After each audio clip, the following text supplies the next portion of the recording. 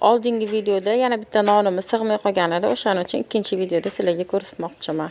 Mana bu oq nonimiz. Qaranglar qanaqa chiroyli chiqadi bu ham.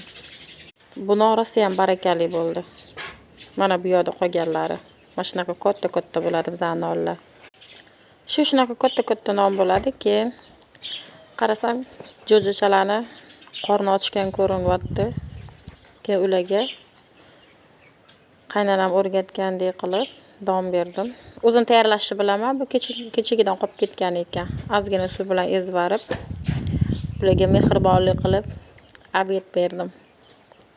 Shunda tashlashim bilan hammasi keldi. Qorni rosa ham ochib ketibdi ularni. Jo'ja bechoralar rosa meni duo qilishdi. Rahmat Komolaxon, baraka toping deb. Qo'limda berdim, qo'limni ham tishlab olishdi. Keyin qarasam, ular suv yo'q ekan.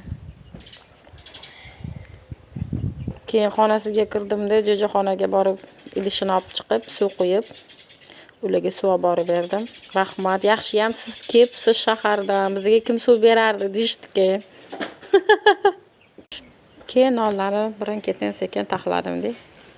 Uyga olib kirib ketdim.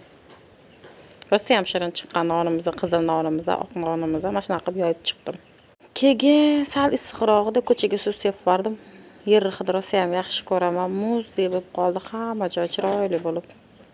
Keyin qarasam, ko'chaga chiqsam, mollar baqirib yotibdi. Komolaxon, bizlarni ham ozgina o'ylang, suv bering deb. Yugurib bordim, ularga suv ichirib keldim. Kuchugimizdan ko'rdinglar, hali ham uxlab yotibdi. Kecha ham uxlab yotdi.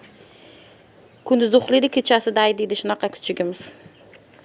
Keyin uni bolachasiga suv berdim-dek ketdim. Shunaqa qilib uyga ketdim, xayr.